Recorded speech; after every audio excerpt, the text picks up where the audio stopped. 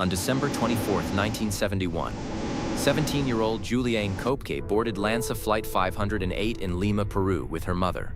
They were flying home to Pucallpa for Christmas. Juliane was a high school graduate, daughter of 2 German biologists who ran a research station deep in the Amazon rainforest. 92 people were on the plane. Families, tourists, locals heading home for the holidays. 30 minutes into the flight, the plane entered a thunderstorm. Turbulence shook the cabin. Passengers gripped their seats.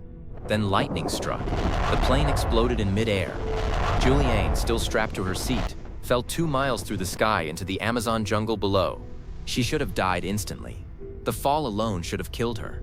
But when she woke the next morning, she was alive, alone, injured, in the densest rainforest on Earth, with no supplies, no map, and no idea where she was. Her mother was gone. The plane was gone. Everyone else was dead.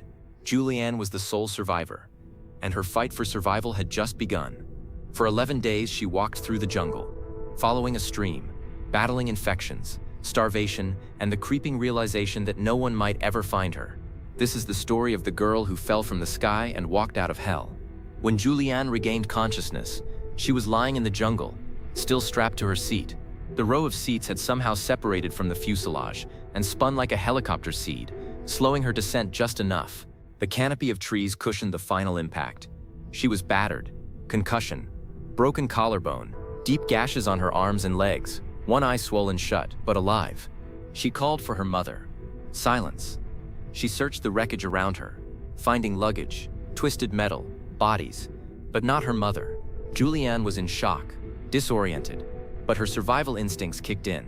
Her parents had taught her jungle survival. Rule 1, find water and follow it downstream. Streams lead to rivers. Rivers lead to people. She found a small creek and began walking. She had no food, no shoes. They'd been torn off in the fall. No machete, just a mini dress, 1 sandal, and the will to survive. The jungle was a nightmare.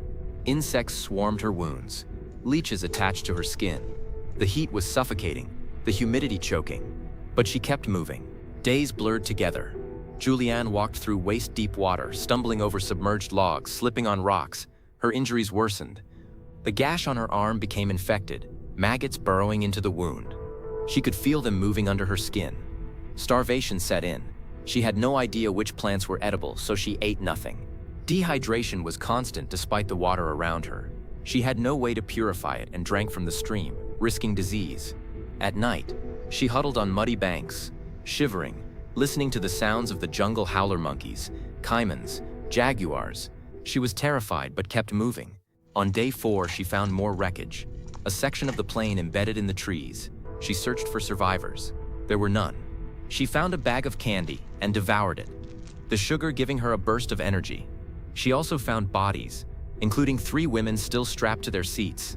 One was her mother. Juliane couldn't process it. She said a silent goodbye and kept walking. Stopping meant dying. So she walked. By day 9, Juliane was delirious. The infection in her arm was spreading.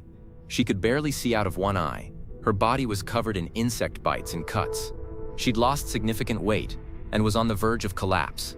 But the stream had widened into a river, and that meant she was getting closer to civilization. Then on day 10, she saw something impossible. A boat, a small canoe tied to a riverbank, and nearby, a hut. It was a shelter used by loggers who worked the river seasonally. No one was there, but it was shelter. Juliane crawled inside and collapsed. She found a can of gasoline, and remembering her father's advice about treating infected wounds, poured it into the gash on her arm. The pain was excruciating, but it worked. Dozens of maggots wriggled out. She passed out from exhaustion. Hours later, she woke to voices. 3 loggers had returned. They stared at her in disbelief. A white girl, emaciated, covered in wounds, speaking broken Spanish, claiming she'd fallen from a plane.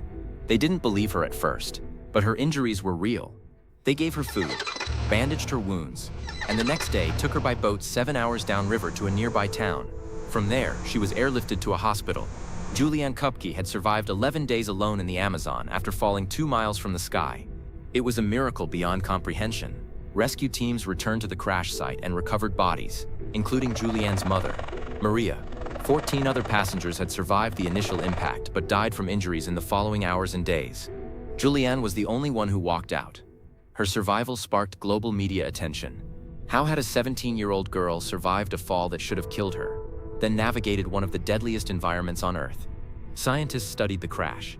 The rotating seat, the dense canopy, the angle of descent. Every factor had aligned impossibly in her favor.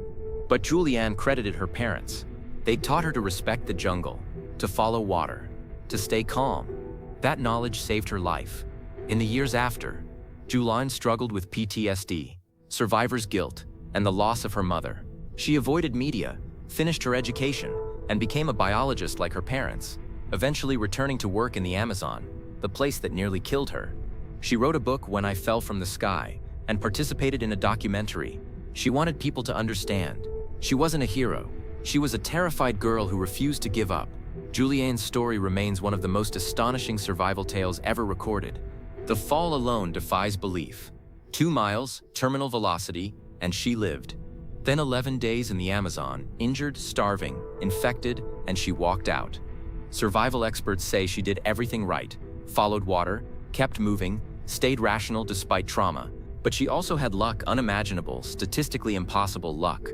If the seat had fallen differently, if the canopy hadn't been there, if the loggers hadn't returned when they did, she'd have died. Survival is often a combination of skill, will, and chance. Julianne had all three. Today, she's in her 60s, still working in the Amazon, still honoring her parents' legacy. She says the jungle isn't evil, it's indifferent. It doesn't care if you live or die. You survive by respecting it, understanding it, and refusing to panic. The girl who fell from the sky didn't just survive. She conquered fear, pain, and impossible odds, and she walked out of the jungle on her own 2 feet.